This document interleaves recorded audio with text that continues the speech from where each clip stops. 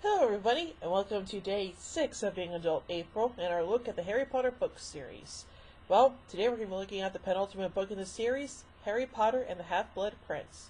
So today I'm going to be looking at the plot, the background of the novel, the controversies, and then finally, style and themes. So, here we go. Dumbledore picks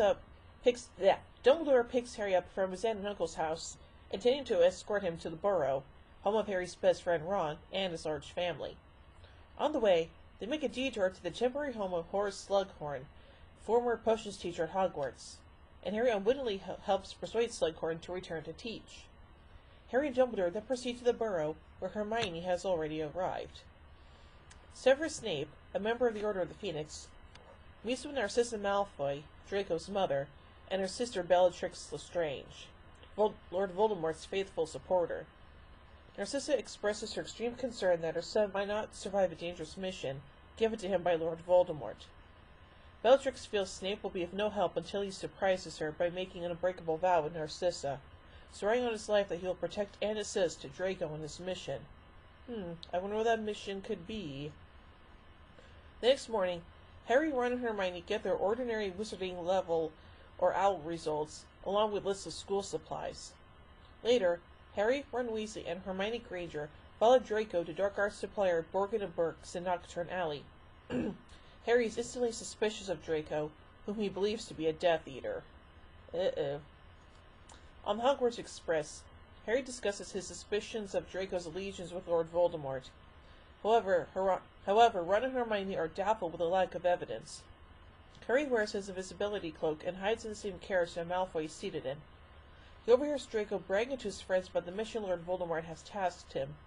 However, Malfoy is suspicious that someone else is in the carriage, and discovers Harry Potter was listening to his conversation. It petrifies him and breaks his nose out of rage.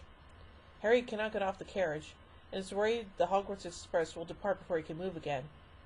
To his relief, however, Nymphadora Tonks finds Harry and escorts him back to the castle during the opening feast. How did she do that? And how did she know where Harry was? The students return to the school, where Dumbledore announces that Snape will be teaching Defense Against the Dark Arts. In the meantime, Horace Slughorn will resume his previous post as potions teacher. Harry now excels in potions, thanks to having received a used potions textbook that once belonged to someone named the Half-Blood Prince, a mysterious former student who wrote numerous tips and spells in his potions textbook. Harry uses information to achieve superb results. After a class contest, the Half-Blood Prince's tips help Harry win a bottle of Felix Felicis, more commonly known as liquid luck. Though Harry's success pleases Slughorn, his newfound brilliance in potions angers Hermione, who feels he is not truly earning his grades and also does not trust the Half-Blood Prince. Ooh, someone's jealous! Believing that Harry needs to learn Voldemort's past to gain an advantage in a foretold battle, Dumbledore schedules regular meetings with Harry in his office. Amidst these lessons, Ron starts dating a girl named Lavender Brown, who is also a 6-year Gryffindor student, and Ron and Hermione start yet another quarrel. Oh, you two! Also during this time, Dumbledore and Harry use Dumbledore's pensieve to look at the memories of those who had given direct contact with Voldemort. Harry learns about Voldemort's family and his foe's evolution into a murderer, obsessed not only with power, but with gaining eternal life. Dumbledore shows Harry a memory involving Slughorn conversing with a young Tom Riddle at Hogwarts, which has clearly been tampered with. He sets Harry the task of convincing Slughorn to give him the true memory so that Dumbledore can transform his suspicions about Voldemort's rise to power and near invincibility. This has proven vital in the defeat of Voldemort. After being sent an invitation to the funeral for Aragog the Spider, Harry uses an hour's dose of Felix Felicis and succeeds in retrieving Slughorn's unedited memory while at the funeral. In it, Slughorn tells Riddle about the process of splitting one's soul and hiding it in several objects called Horcruxes. Only by committing a murder can a wizard turn an object into a Horcrux. Voldemort has created 6 of them, making himself virtually immortal by placing a piece of his soul in each one, and keeping the 7th and last one within his body. Dumbledore explains that in order to destroy Voldemort, all the Horcruxes must first be destroyed. 2 Horcruxes, Riddle's diary from Harry Potter and the Chamber of Secrets, and a ring belonging to Voldemort's grandfather, Marvolo Gaunt, have already been destroyed, but 4 others remain. As Harry learns more about his great enemy, the love lives of the main characters start to become more active. Ron and Hermione grow closer together, but after learning from his sister Ginny that Hermione had previously kissed Victor Crumb, Ron is angered and shuns her. Seriously? Harry's attempts to repair things between the two fail, resulting in Ron going out with Lavender Brown and making Hermione jealous. After Ron is nearly killed in an attempt on Dumbledore's life, he and Hermione reconcile. Yay! Ron and Lavender break up when Lavender sees the two of them walking out of the boys' dormitories together. Ooh. Harry develops deep feelings for Ginny, but is reluctant to pursue her for most of the year because of his friendship with Ron. Following a wild Gryffindor Quidditch victory, Harry and Ginny finally strike up a relationship, with Ron's reluctant consent. Okay then. Near the end of the year, Harry and Dumbledore journey to a cave to retrieve a suspected Horcrux, Slytherin's locket.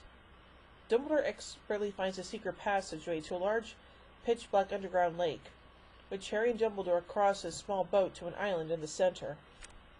The locket is at the bottom of a basin on the island. It can only be reached by drinking the potion above it. Harry aids Dumbledore, who drinks the potion, causing him hallucinations and immense pain. Though Dumbledore is severely weakened after finishing the potion, together the two manage to find out Voldemort's inferi that had been hiding in the lake. They take the locket and return to Hogwarts, to find that the dark mark has been placed over the highest tower school tower in their absence. Harry and Dumbledore are sent to the tower, where they are ambushed by Draco Malfoy, accompanied by Death Eaters that he helped get inside Hogwarts. Dumbledore freezes Harry under his invisibility cloak with the body-bind spell to keep him hidden. Draco disarms Dumbledore of his wand and then threatens to kill him, which turns out to have been his mission from Voldemort all along. What a twist! Draco isn't able to go through with it, and when Snape arrives, he casts a spell to kill Dumbledore instead. No! Harry ignores the battle raging in Hogwarts to pursue Dumbledore's killer. Snape successfully fights Harry off, revealing that he is in fact the Half-Blood Prince, before he, Draco, and the rest of the Death Eaters escape. Well, that's a bit of a bummer. After Dumbledore's funeral, Harry decides to break up with Ginny, saying it is too dangerous for her to let their relationship continue. Aww. Harry finds out that the locket is not the real Horcrux, containing only a note from someone named R.A.B. Harry is so devastated by Dumbledore's death, and upset by its futility, that he tells his friends he will not be returning to Hogwarts. Instead, he will spend the next year searching out Voldemort's Horcruxes. Ron and Hermione insist on joining him in destroying Lord Voldemort for good.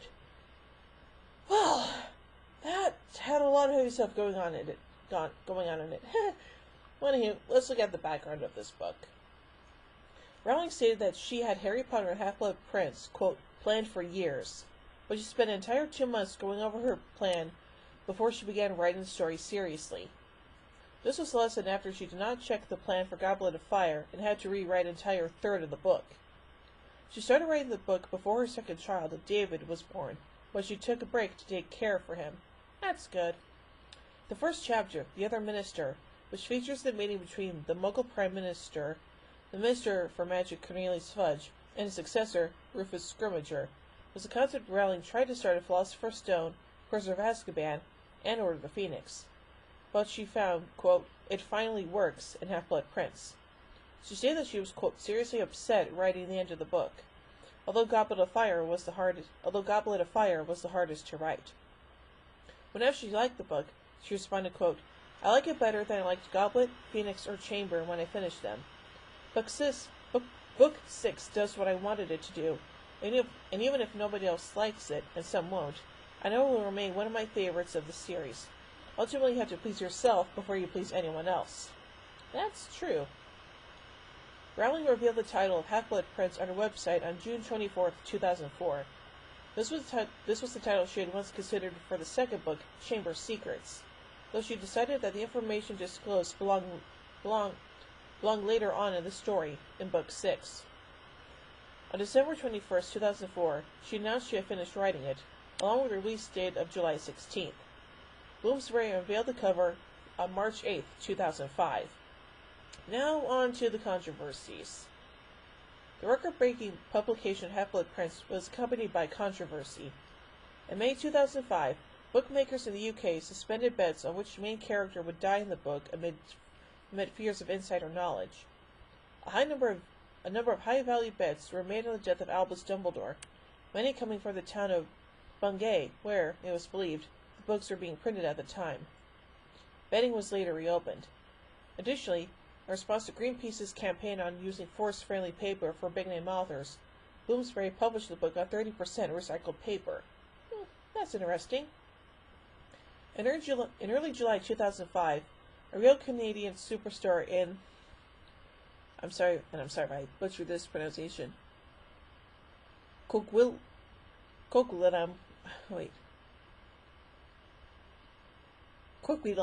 again I'm sorry if I butchered that, British Columbia, Canada, accidentally sold 14 copies of the Half-Blood Prince before the authorized release date.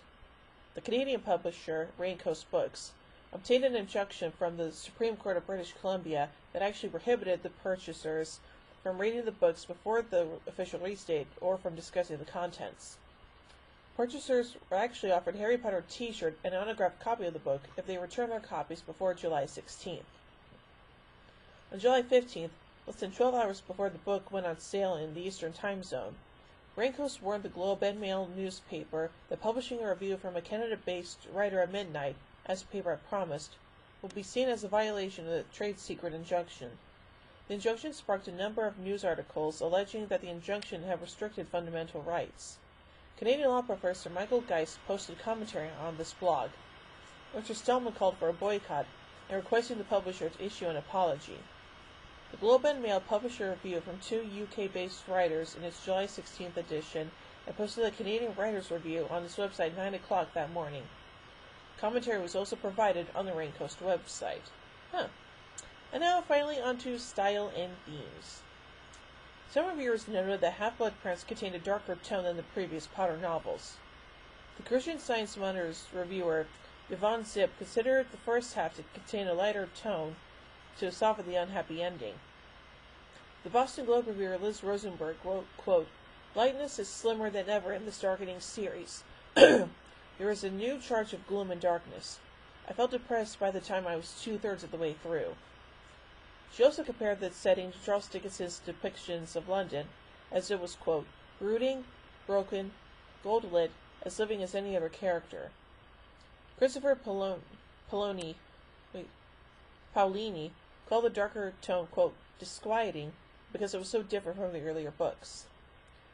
Liesl Schillinger, a contributor to the New York Times Book Review, also noted that Half-Blood Prince was, quote, far darker, but, quote, leavened with humor, romance, and snappy dialogue.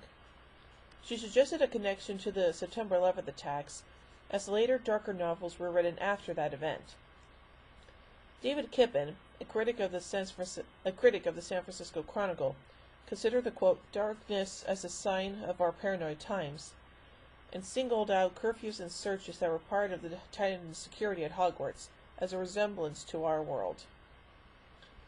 Julia Keller, a critic for the Chicago Tribune, highlighted the humor found in the novel and claimed it to be the success of the Harry Potter saga. She acknowledged that, quote, the books are dark and scary in places, but, quote, no darkness in Half-Blood Prince is so immense that it cannot be rescued by a snicker or a smirk. She considered that Rowling was suggesting that difficult times could be worked through with imagination, hope, and humor, and compared this concept to works such as Madeline L'Engle's A Wrinkle in Time, and Kenneth Graham's The Wind in the Willows. Rosenberg wrote that the two main themes of Half-Blood Prince were love and death, and praised Rowling's, quote, affirmation of their central position in human lives. She considered love to be represented in several forms: the love of parent to child, teacher to student, and the romances that develop between the main characters. Zip noted trust and redemption to be themes promising to continue in the final book, which she thought, quote, would add a great layer of nuance and complexity to some characters who could thoroughly use it. D.D. Hagela also pointed out Harry's character development, that he was, quote, no longer a boy wizard. He's a young man, determined to seek out and face a young man's challenges. Paolini had similar views, claiming, quote, "The children have changed. They act like real teenagers." Yeah, well, that's because they are supposed to be teenagers. I mean, hello. So overall, this is definitely one of the most saddest books in the whole series. So, yeah. So overall, I give Harry Potter and Half-Blood Prince 5 wands out of 5. We'll tune in tomorrow as we take a look at the final book in the series, Harry Potter and the Deathly Hallows. So, until then, bye everybody.